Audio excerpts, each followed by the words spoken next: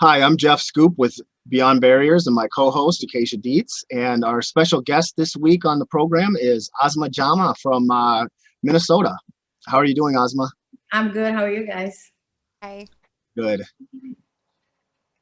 So we're really honored to have you on the program. And for our listeners that are watching this and listening to this today, on the internet and on the various different radio and podcast platforms and all that.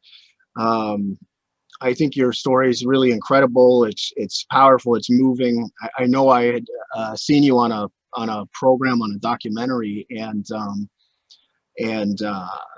it's one of those stories I think that so many people can learn from, and that's why we wanted to have you on the program today is to teach to teach people what hatred and what misunderstanding people and how these things in our society where people have these opinions of people they don't even know.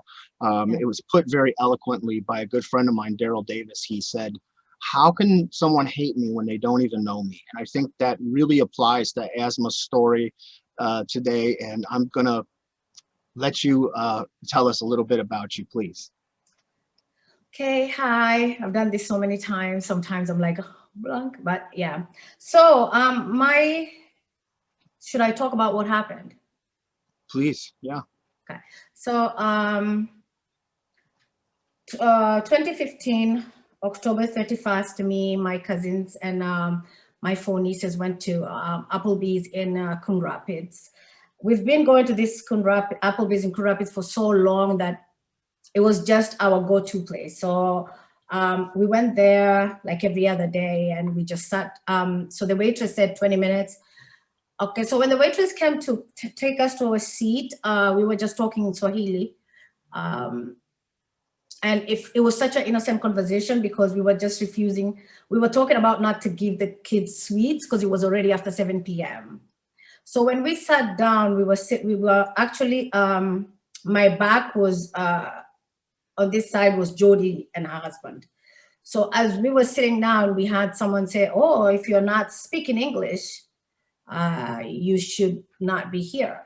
So I turned around slowly and I was like, man, I mean, we have kids and we do speak English. So I thought it was over, two grown-ups, that's it, understand each other.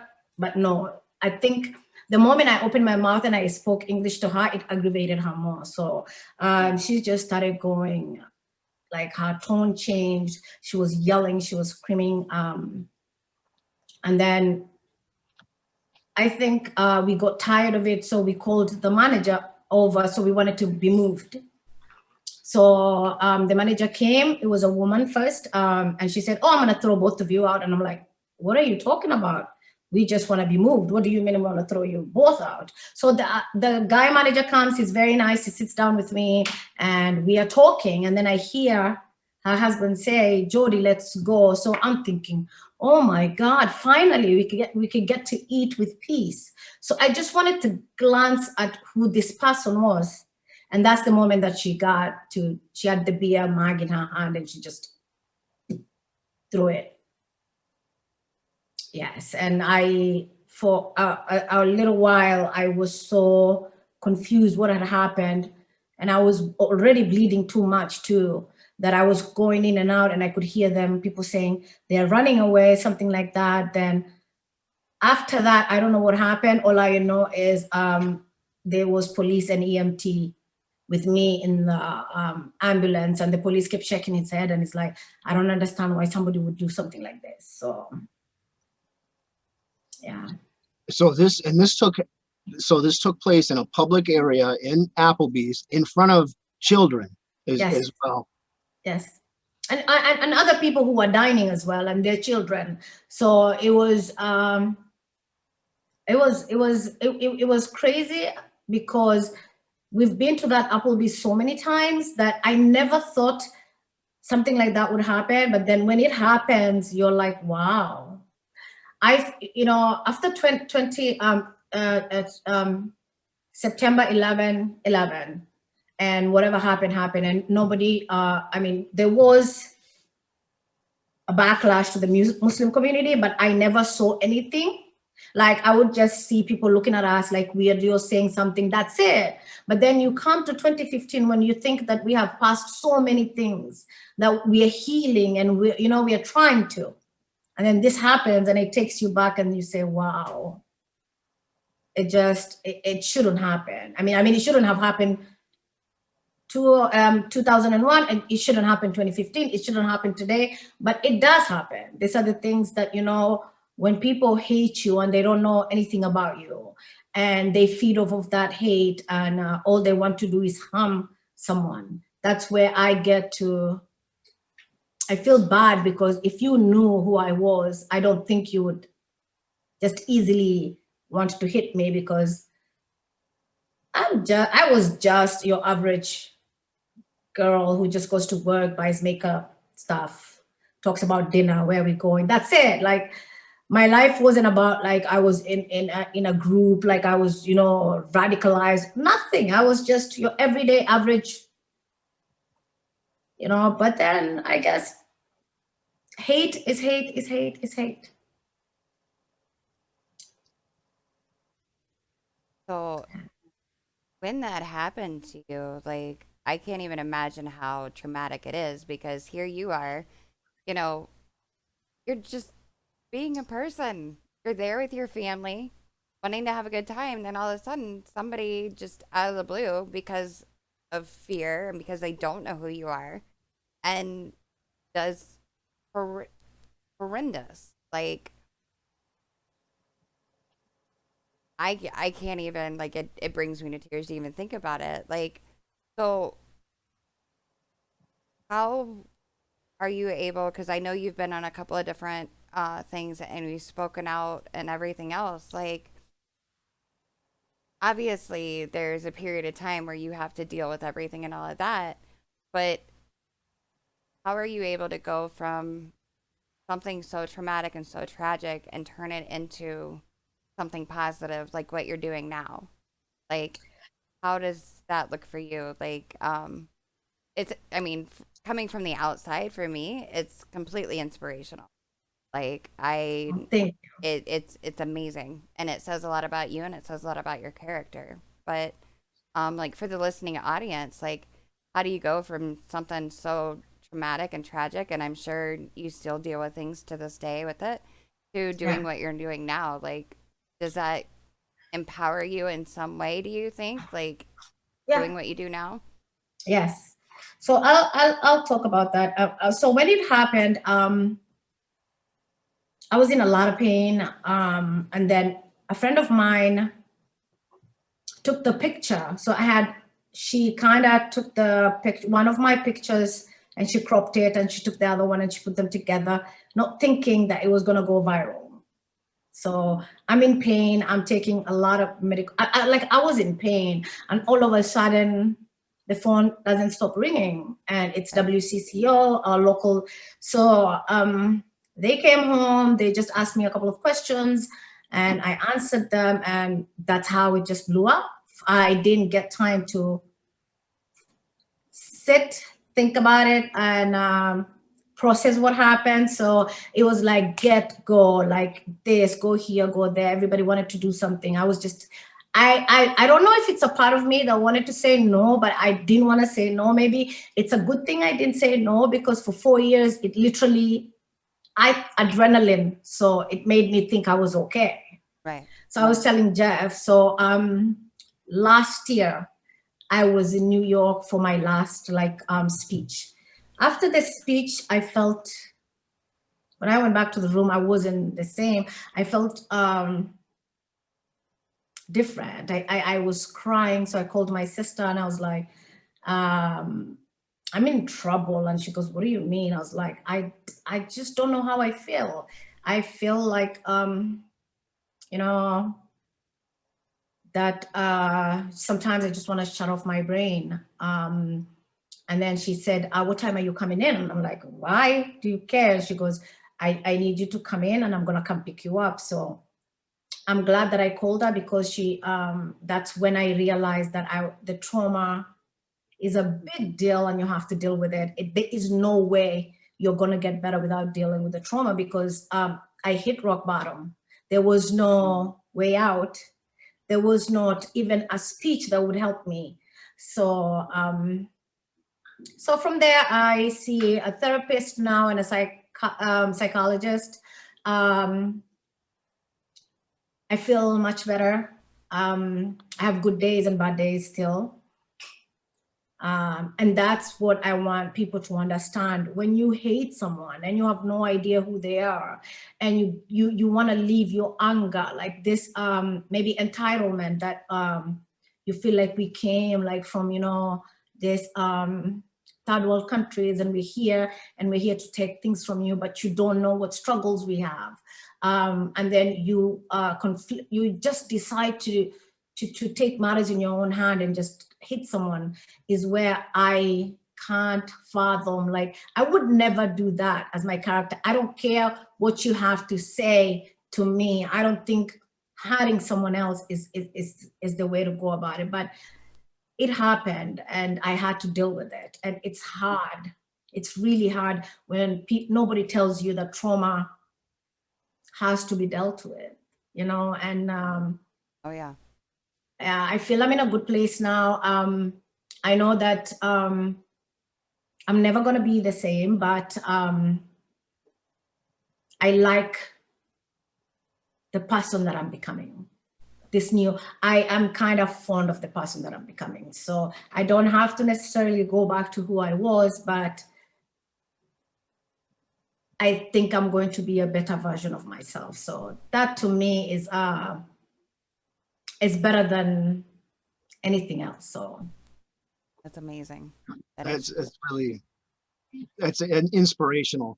And, you know, people think in a situation like this, one moment in a restaurant and a stranger that you don't even know hits you out of nowhere.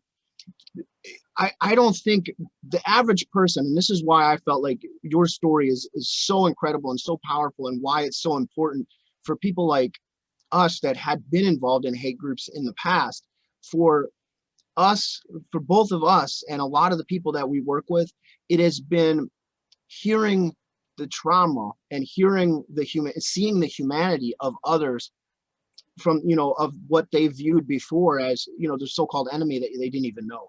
But hearing that, seeing that, touching the humanity of someone else and experiencing that is so incredibly moving and powerful. And that's one of the things that we use to reach people. And I just, it's almost unfathomable to put yourself in a situation where you're having dinner at a restaurant and somebody just hits you with a mug. And I don't think it's so incredible that here now you've been scarred for life. And it's not just that, but the people don't think like that one moment of anger or rage there you're dealing with it now for years, and it's affected you in this manner, and they didn't even know you. It was not, it was simply, and what the listeners need to remember is that this is America. All of us were immigrants at one point in time. You know, we were just talking a little bit ago, my mother and her family I'm first generation as well. So I mean, we have something in common. With my nephews, right? I know. So, you know, they don't, we all came over, our families came over at one point in time, and they spoke different languages, you know, and they had to learn English and adapt and all that sort of thing. And that's part of being an American. And one thing I think is so important, and I don't remember if it was you and I talking before, or if it was something I saw you on a program once before, but you're very proud of being an American. I mean, don't let me put the words in your mouth. No. I'm proud of every part of me, right? I'm proud that when I came here, I was already Asma. So I wasn't gonna come here and just decide to throw the part of me that made me me. And that sometimes is what I think people who don't know you and think that they have a say in your life, and then they say, I came to America, I was speaking English. English for us was not a foreign language because we were in Kenya, so we were speaking English. I came here, English was my first language, Swahili is my second language, and Somali is my third language. So it's crazy that somebody would hit you not knowing that you can speak English, but because you're speaking another language where, you know, that's what makes me me, though. Every part of me makes me Asma. So the American part that I'm here now and I'm proud to be an American. Also, where I come from and being Somali and being an immigrant and being Muslim and being a Black Muslim woman, those are things that make me who I am. There's no part of any of that if I subtract, then I'm not who I am. And people need to understand that we don't have to kumbaya, all of us. We don't have to hold hands and sing and say, you know, we love each other. No. But we have to respect each other to a place where you say that, for example, if somebody decides to come and attack America, we are all going to be on the same side, right? We are all going to defend. Right? So that's the oath we took. So you're going to defend. So if I'm on the same team with you, then you have to realize that it doesn't matter what we look like. We don't have to look the same. I think the world would have been very boring if we had one language and we all looked the same. The differences makes the world beautiful. It's crazy for people to think that we just have to speak in English when there's so many beautiful languages out there that make people who they are, and you have to embrace that. When I came to America, I had, yes, I had a vision of America that, you know, is beautiful, that when we were growing up, we used to look at movies and think that this is the place that, you know, you want to be, that's it. Once you go there, that's it. Life is perfect. So yes, we came, life was perfect for a while, but then all this hate just makes you want to just pull back a little bit and say, you know, we need to stop. We need to stop. Everybody needs to just breathe, because at the end of the day, the hate eats the person that hates. You know, it eats your work. I had to forgive the lady that did this to me because I didn't want to hold on to that hate. And I wanted her to realize that we are the same. Like I'm human, she's human. We both bleed red. It does not matter, like if I'm covered like I am now, or oh my God, Asma's Muslim, so she has this, they call it a towel anyways. No, it's a hijab. So it doesn't necessarily mean I'm a bad person. It doesn't necessarily mean I'm not American enough. It doesn't necessarily mean that I don't speak the language. It's just that we have to let people breathe, let people be. That's all I want. Like for me, if I get one person to listen to what we say and say, you know, these are three people from different backgrounds, but look, they can come together, they can talk about these things, and maybe then we can reach people who will understand that it doesn't necessarily matter. At the end of the day, we all go to sleep at night, we wake up in the morning, we struggle. There's some days I don't want to wake up, I'm like, oh my God, I don't want to, you know, but you wake up, you work, you do this.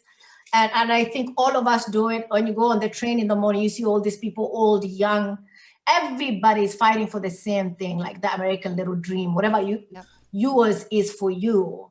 So I hope that we can get there one day. And with all this division and all this hate, really honestly has no place in the world. We just have to realize, if I don't like the so-and-so, that's fine. We have other things in common that makes us human, that makes us Americans. But we don't have to like hold hands and start dancing together. No. Exactly. Tell us a little bit about, and what I think is really, really incredible about you is what you had said about forgiveness. That I think, I don't think a lot of people could do that, Asma. I don't think I mean, that's what I find really special and really incredible about your story, is that that's one of the first things that you spoke about that I heard was that forgiveness. And that just, it sort of like takes your breath away. You just go, oh my gosh. And I want to hear about that. Like, I mean. So after from the incident when it happened to the court date, it was almost a year, right? In a year, you go through a lot of different changes. We are not, even when it happened on the 31st of 2015, and then the court date was October, I think 20th, 2016, people didn't seem to understand that that's a year. In a year, it has 12 months, right? So from the beginning, when I was hurt, different emotions, obviously, and then when you start healing, it's different emotions, and you go through all these things. But after a year, and then we come to court, and I really never wanted it to be published. I really never wanted the apology to be seen. But the judge was like, Asma, we can't let you be with her alone in a room. And I'm like, well, there's police everywhere. We could just go there and I can just tell her. But then they decided to do it in the courtroom. WCCO was there, they filmed it, and people thought maybe I did it because I wanted, like, no, I did it because I needed to let go. And the only way I was gonna let go of the hate, because if I was holding on to that hate, imagine where I would be today. I would just be a hateful person. I would be like, I don't want to do this. I don't want to talk to this white person. I don't. Why? When one person is the one that did this. And I figured, let me just talk straight to her from my heart instead of even, anybody else being involved. So I talked to Jody per se, me and her. And I think that was a proud moment for me, because I looked her in the eye and I was like, I forgive you. And it's true. I also told her, I know in a year that her life was also overturned, right? It's not like she was living, in a la la land. No, her life was overturned. They took away guns from her. I think her marriage kind of was starting to so she had gone through a lot. So I also thought about her as a human being and everything that she had to go through and everything that I had to go through. So this was like our common denominator. Forgive and just let her be, and I can move on with my life. Wow. Well, yeah, wow. I mean, that's absolutely incredible. I mean, how did you got me almost at a loss for words here, Asma. I'm picturing it in my head, how that looks, and how did that feel for you doing that? Was it liberating in a sense? Like Yes. it left that, please. Yes, it felt good.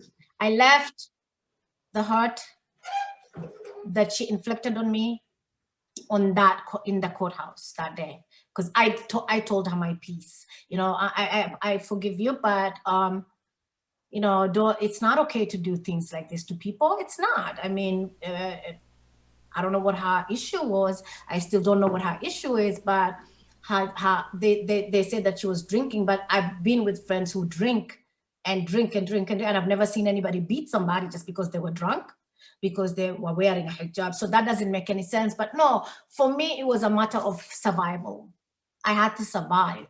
So for me to survive, I have to forgive her and leave all this anger, this pain, this question that I used to ask myself every morning: why me? Why does a human being think they're better than me? Why would somebody sit somewhere and feel like, oh, I'm better because I'm white and she's nobody, so I can actually hit her and even kill her? If she had a gun, I believe I wouldn't be here. Honestly to God, if she had a gun, she would kill me. She was going for the jugular. So I thank God every day that it wasn't a gun, and I'm here for a reason. And the reason is to tell people, yes, we have to forgive in order to live. I mean, you have to. I don't believe in holding grudges and things like that, because we only have one heart and we only have one mind. If my mind or my heart is full of different, oh my God, yeah, I don't want to forgive her, so I'm just, I'm the one who suffers. So for me, it was a matter of, this is where I'm starting my healing. So I'm going to leave it here. I walked out of there and I never thought of her again. I never sat somewhere and thought of her and in any way, in a negative way. I always, her sister is a very good friend of mine. So I would tell her, you need to go talk to her. Sometimes people change and then her sister would be like, no, she'll never change. She's like that. So in that aspect, I push her sister to go talk to her every time we meet, because I feel like, we all make mistakes. And if we are not going to give somebody a second chance, then what does that say about us as a society? Yeah. So let me back up just a minute here, because this is very interesting. You made friends with this lady's sister then after this all happened? Yes. Is that wow? Yes. Wow. Okay, so Dawn reached out to me on Facebook after it happened. So she said, I'm sorry. And then I was like, you don't have to be sorry. You didn't do it. Your sister did. Stop apologizing for other people's, so, and then she was like, so we went together, we did Storytime together. We normally talk now and then, we check on each other. So it's crazy that and then when she came to court, she came for me and not her sister. So that's like, that to me, that in itself was like my healing moment, because this is somebody that beat you, right? And this is her sister who's saying what she did is wrong. And I'm with you. So I don't think there's any, that's huge. That's huge. So That's an incredible story. So I did not even know that. That is really, that's special. I mean, that's a really a special bond, and I mean, this is why I think this story is so incredible.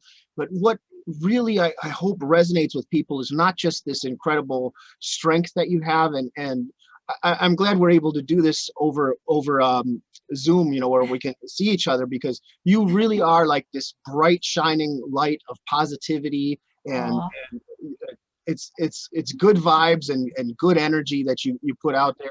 And that's why it's so important that people hear this and they realize this wasn't not an easy thing for you to deal with. And I don't know if you're comfortable talking about it or not. That's totally up to you. But struggling with this type of thing and the PTSD we know comes with it is Right.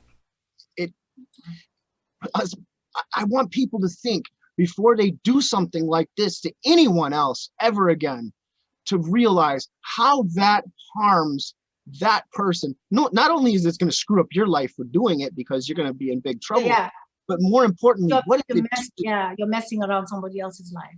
Right, you're messing around with somebody else's life that didn't have anything to do with it.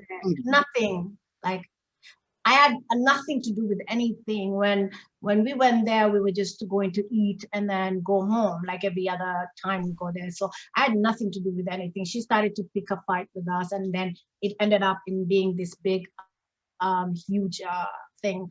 And the one thing I want people to understand is, when you hit someone, there's a human being behind it. You're not hitting a wall, I might not dress like you, I might not look like you, I might have an accent, but at the end of the day, I'm human.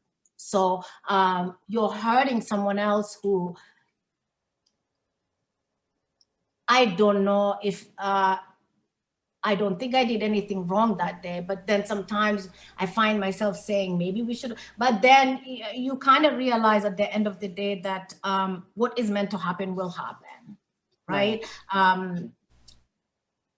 What I want people to understand is, before you take a gun to shoot someone, before you hit someone, before you decide that, oh my God, I hate this person so much, I want to just do something bad, you have to think, you will go to jail. And the person that you did, whatever you did to, also has a family, also has a life, also has a mom. My mom cried and cried and cried and cried.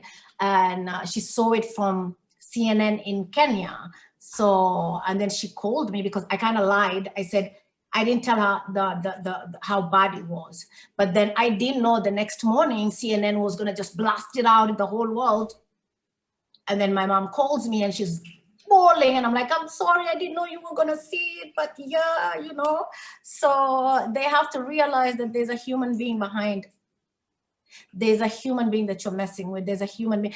PTSD, I used to think only affected people who went to war, like the soldiers that came back. I didn't understand what PTSD was until I had to face my trauma. And then all these questions that you ask yourself, and then why would she think it was okay? I mean, do we really have superior people in the world and the other people are just, so you ask yourself a lot of questions, but the end of the day is the feeling.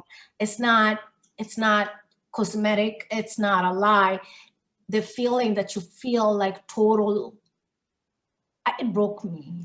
It broke me. Like the person I used to be and now who I am, it completely changed everything about me. So that's a big deal. Somebody has to understand before you can hate, because people unlearn hate, but don't take the hate to another level where you're going to damage somebody else's life.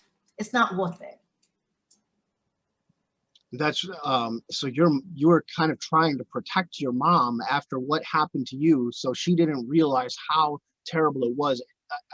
That and that's what one of the things that we try to say too about people, that when you're doing something like this, I'm so glad you said it, because it's not just affecting you, it's affecting your whole entire family.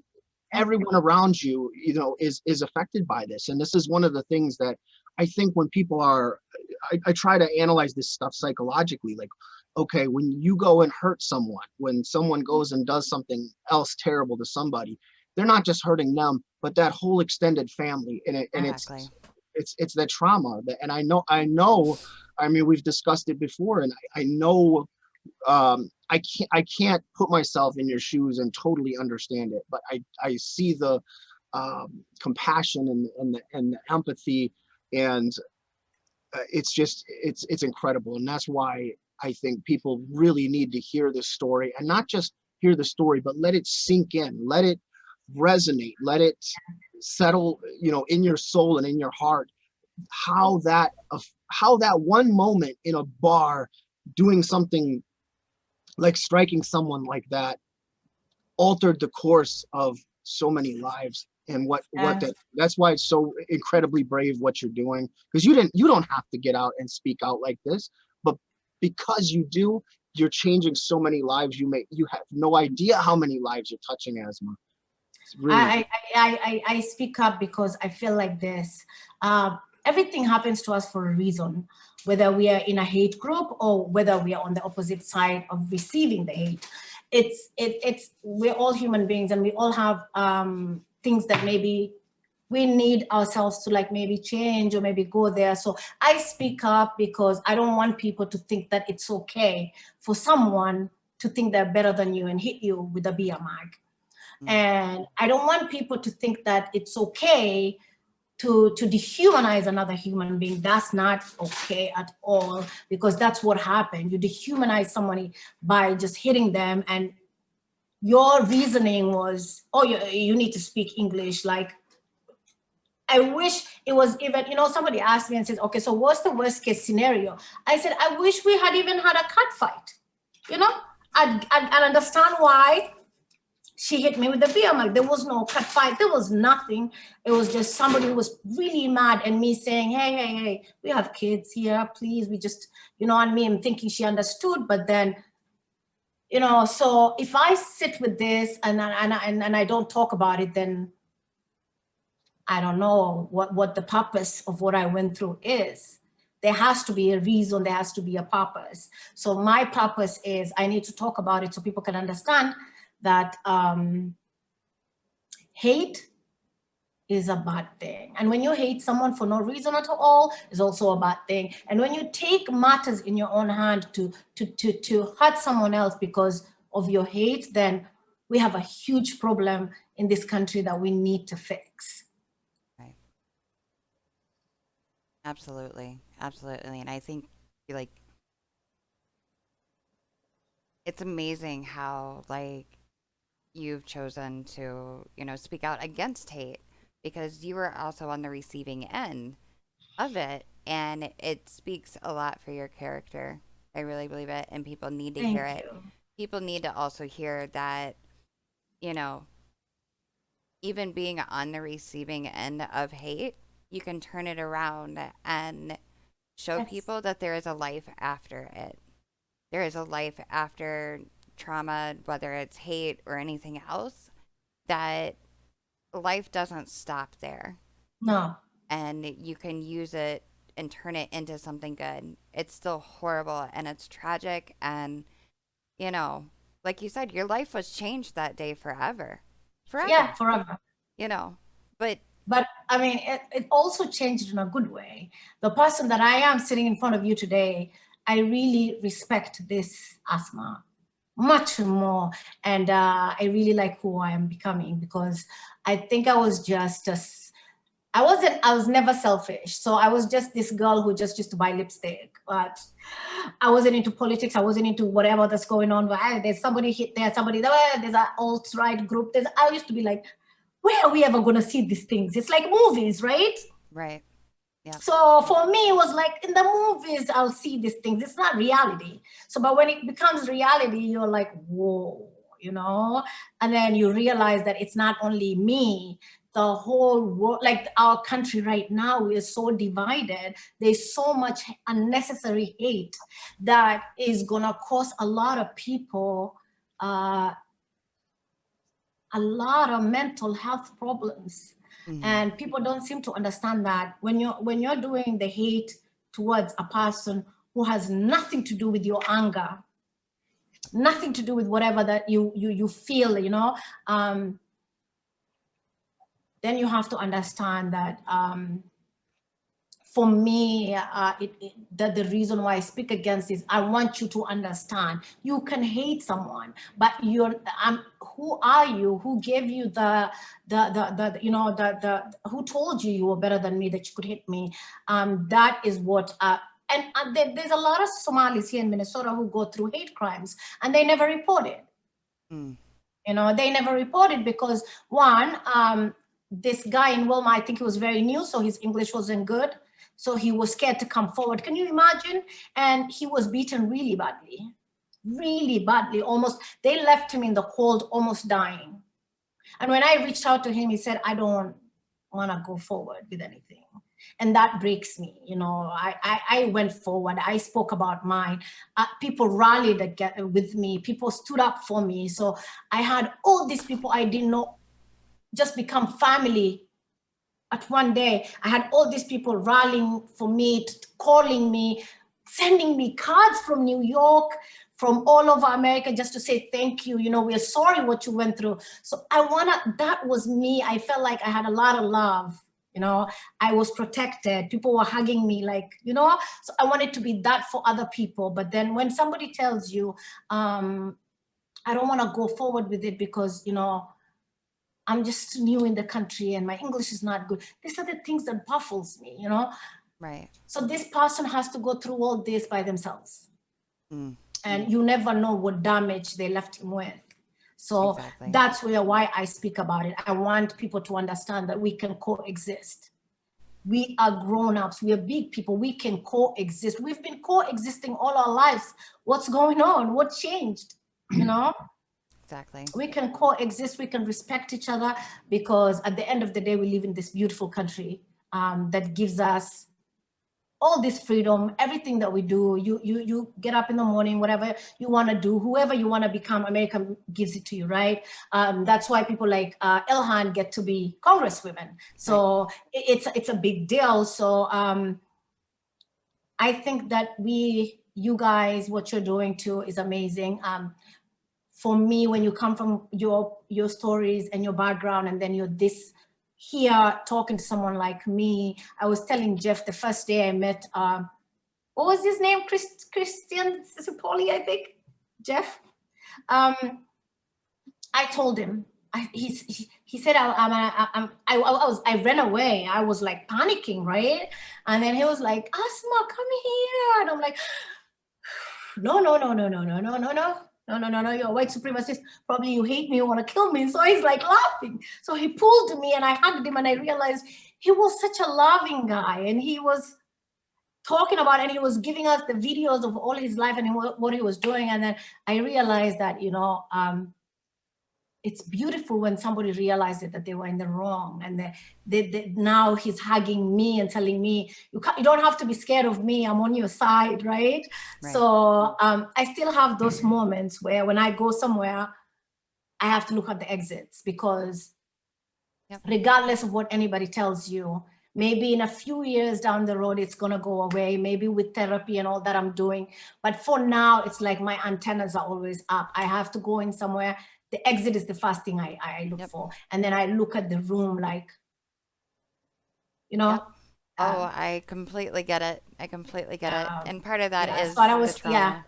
Yep. it's, I have to. That's the only way I feel comfortable. So, we've come a long way. I mean, I've come a long way, but yeah, I've come from like never wanting to leave the house to leaving the house and traveling and going to talk about this. So I went through phases, but I don't think I would wish this on anyone else. And if it was to happen, I'm glad it happened to me because I spoke back. I could. And with the love that I was shown, it gave me that push. Right. So I'm glad that it was me that it happened to, instead of somebody who couldn't be able to talk about it. See, and that's the selfless leadership that you're showing right there. You know, putting yourself out front, even though, as you know, it's not easy. It's a hard thing to do, and I know it's hard, but you're doing that, and you're offering that sort of inspiration to all those voices and all those people, like that man that you were just talking about, that wasn't able to do it because he didn't have the English, or he was afraid, he was new in the country. And it was just new too. Right. You know, you're the voice, you know, you're the person that can inspire them. And so anybody that's listening to it, that's been a victim of something like this, don't be silent. No, come forward. Yes. Yes. Come Absolutely. forward. Even if you think that you don't want to talk to the authorities, reach out to, there's so many organizations, right? Just reach out to someone, because if you stay with all that pain, you're going to end up being the one that hates people. And then maybe that anger, you're going to take it out on someone innocent again.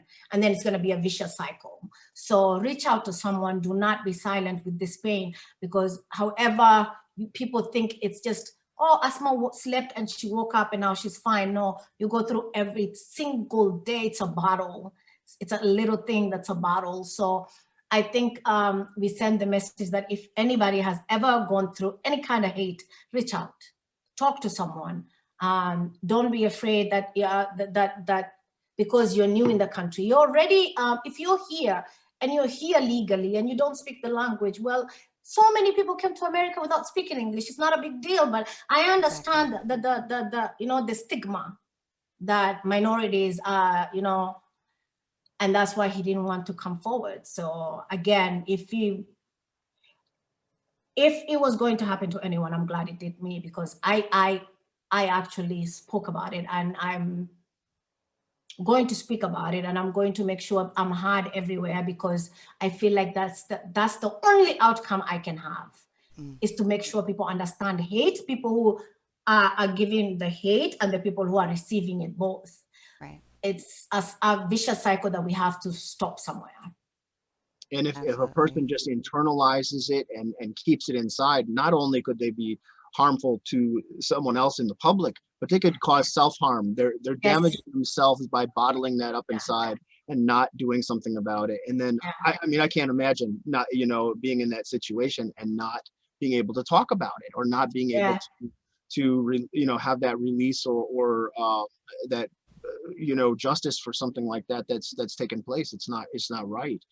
But we have so many cases that people are scared to come forward for whatever reason. So if that's why I keep saying, like, if you're sitting somewhere and you have this so much pain, the heart, the hate is going to make you hate people. That's what you have to fight.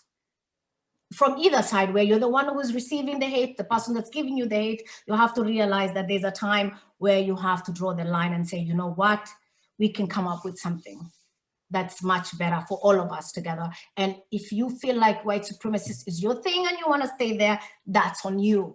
But please don't think that because of that mentality you have, that if you see me on the road and I'm wearing a hijab, I'm a target. No, you can hate me from far, just let me be, because I also let you be. I don't go on social media and start looking for white supremacist and make my life like I'm going to put them on the blaster. No, I let them live their life in peace, you know? So I'm scared of them though. Maybe I shouldn't say that, but I am scared of them, but I think that when you talk and you have a voice, there's nothing more powerful than that. So Absolutely. Absolutely. And I mean, it's like, if there's anything like I've been learning, it's that, you know, you can, we're always learning, and we are all people, we are all human. And like, you speaking out also helps people understand, because a lot of, and I'll just be honest, a lot of white people or even Christian religion people have a preset notion about Muslim that isn't correct. And a lot of it, much like Jeff said, you know, is like what Daryl Davis said, is based on fear. It's fear of the unknown. So by you speaking out also shows people that, look, this stigma is not correct. This is not who we are. This is not, I am a Muslim woman. I am proud to be a Muslim woman, but I'm not your jihadist that you see on the TV, you know? And that, my religion, my Muslim religion is not what you see there.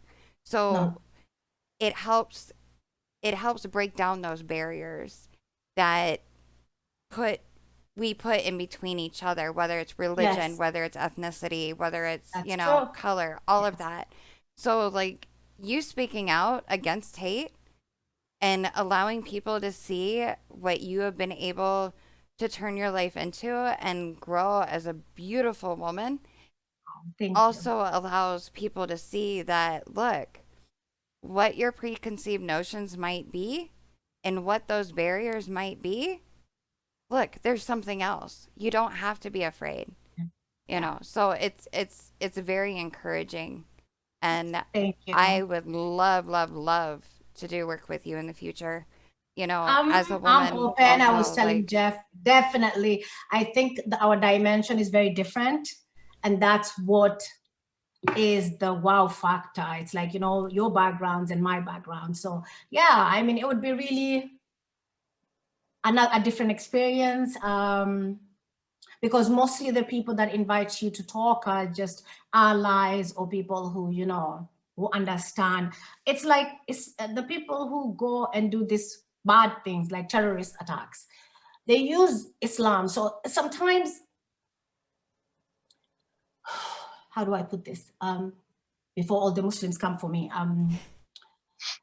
It's true, because we are like, you're beaten everywhere. You're like, oh, but I really push back. I don't care who you are, sorry. But I know that 9/11 was Muslims. A lot of these terrorist things that happen, people normally have Muslims names. They say they are Muslims, but my religion, me as Asma, it says to me, once you open the Quran, that if you kill one person, it's like you've killed the whole mankind. And that's my God telling me that. So why would I want to wear a vest and go and kill innocent people? So we are not the same type of Muslims. We are not. I'm more of a loving, typical person. Like, you live your life. I mean, I have Christian friends, I have Jewish friends, I have atheist friends. It's who you are. It doesn't necessarily matter who you're worshiping and how you're worshiping. Right. As long as you can understand that if I was to read the Bible, there's some verses of the Bible that make Christianity look like it's violent.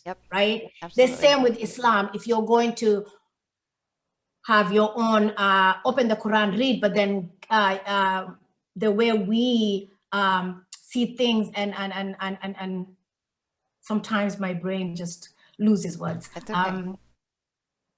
How we perceive things, right? You can open the Torah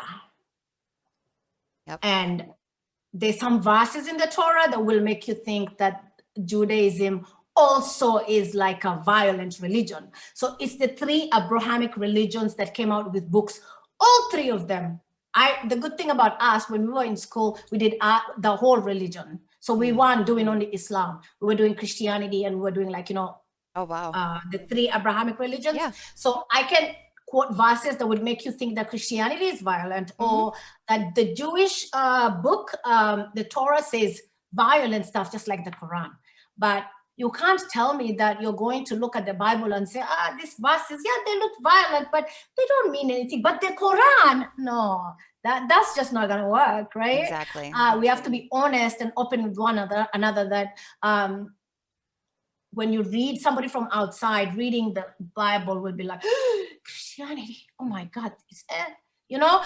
But the Christians, majority of them want to say Christianity is peaceful, and then you want to say Islam is bad because of few people. I get it, and I'm a human being too. When anything happens, this is me. I swear I'm not lying.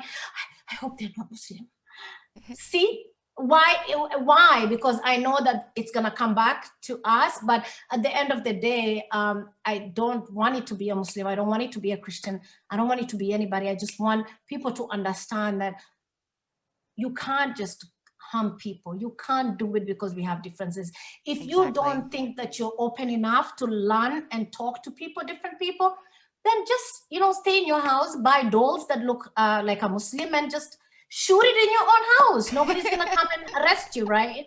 And it gives you, and you release that hatred and the tension, and the next day when we meet at work, we're good to go, right?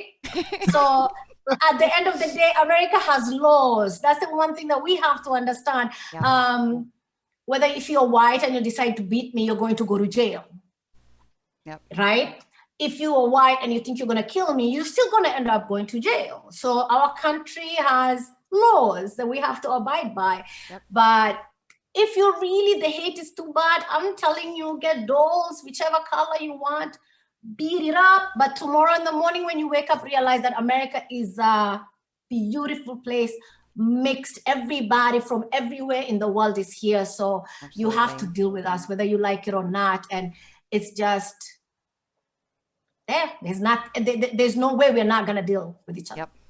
I like your version of hate reduction therapy there with the dolls. Come up with something better then, like get the dolls. Let's get it over with, right? No, it's really good. Like I'll tell you something about hate. So when it happened, I hated Donald Trump because he's the one that came here and spewed something about the Somalis. I will tell you what that hate did to me. For 2 years, I used to hate this man. I just look at him on TV. I'm like, I hate you. Ugh, stop talking. Oh my God, you're annoying me. I used to be the first person on his Twitter. I'm like, go away. But the last 2 years of his presidency showed me that that hate was just stupid, silly. He says whatever he wants, and he literally doesn't hold a gun to anybody's head and say, you know what, I told you to do this, go do it. No. So I changed that to that hatred for him to understanding him, you know, as a human being. I mean, regardless of the politics, of course, I'm a Democrat and he's a Republican, but forget about that. As a human being, it made me realize that even him, people put a lot of pressure on him because he says whatever he thinks is good for the day, but we can't take that and say literally he's the cause of all this. Yes, he changed the rhetoric. He made it free for people to say, I hate you. He made it free for people to say the N-word. But at the end of the day, he's sitting in the White House, right?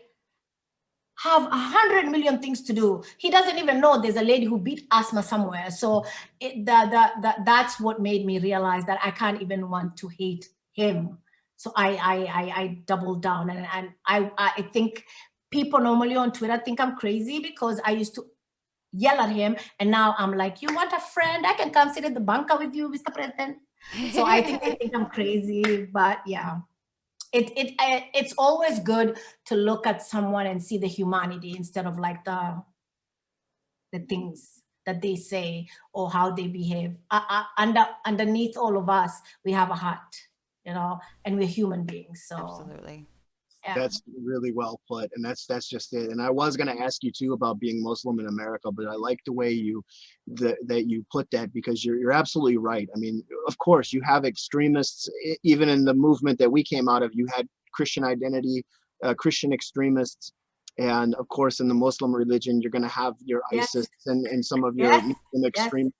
All religions can be twisted and manipulated to fit those agendas, and that's a propaganda thing, you know, and it's not healthy, and it's not just, there's nothing wrong with Judaism, with Muslim faith, with the Christian faith, or any of the other ones. It's just, if you twist them to make them bad, you can. All three of them, yes. Right. And they're the Abrahamic religions that like brothers, we are just a mirror of each other, especially Christianity and Islam. We are almost similar. The only part that we don't agree with is Jesus is the Son of God, or for us, he's a prophet. Really, the Quran and the Bible are just two books, the same. The birth of Jesus, it's in the Quran verbatim, like it's in the Bible. So it's just ridiculous for us to have hatred for each other. Well, you can just open the Bible and open the Quran and read and see the similarities, and you're like, oh, you know. So, but I hope that we can get there one day. I know Rome wasn't built in a day. I've spoken about this for 5 years. I get really good feedbacks. I get people who say that they never used to hate people, but that now that they're more involved in trying to bring awareness to hate. So to me, those are the things that matter. Not fame, not money, not none of that. For me, it's the person that says, you know, I listened to you, Asma, and it made me realize that my family has a lot of hate. So I went back and I'm trying to talk to them, and they're receptive now. They realize that the hate is, they have no reason to hate someone. So those are the feedbacks I get sometimes, and that makes me happy. So it's not about anything else. It's just about all of us understanding that at the end of the day, the person that's behind the beer mug or the person that's receiving the beer mug on their face, we're all the same. So you choose your poison. Either you choose to hate someone or you choose to love, which I think love is easier. It's so much easier, instead of just waking up in the morning and you're filled with so much hate and you don't know what to do. No, I believe, like, when I wake up every morning and I'm alive, I open my eyes and I'm like, oh my God, okay, so we're here. The only thing I hate about this is the coronavirus. We are home again. But otherwise, I wake up in the morning and I'm glad I'm alive. And I'm like, it's so easy to love than to hate. But you are 100% right there. Coming from our background, and I know I spent 27 years where I was at, waking up being at war with the world every single day. Compared to now, it's like night and day, and it's a whole new world. So anybody out there that's struggling with hate, that's hearing these stories, believe me, from experience, you don't want to be stuck in that hatred. Love, as Asma said, is 100% better. It's easier. It feels better. It's better for you. It's better for your health, for your well-being, your outlook. And it's better for our world. The whole world. Yeah, exactly. Yeah, it's better for our children. I believe, like, my nephews, they're 15 and 14, and literally when you ask them about racism, they don't know what that is. So they have a different, they're Americans, they see the world like Americans, and here I am, an advocate, and they follow me sometimes when I go to speak, and they're looking at me. So when we're in the car, they'll ask me, so do people exist that really hate people like that? And I'm like, where have you been all my life? You see me every day. But then that's the beauty about, their life is different. Their experiences are different. They're born here. Their language, the first language theirs is English. So I don't think that they feel what we feel, what we have felt, and I don't like them to feel necessarily what we went through has to be what they're gonna go through. No, they have their own life. They will choose their own life. But I show them that, whatever happens to you, you always have to pick the love part and leave the rest, because it doesn't serve anybody.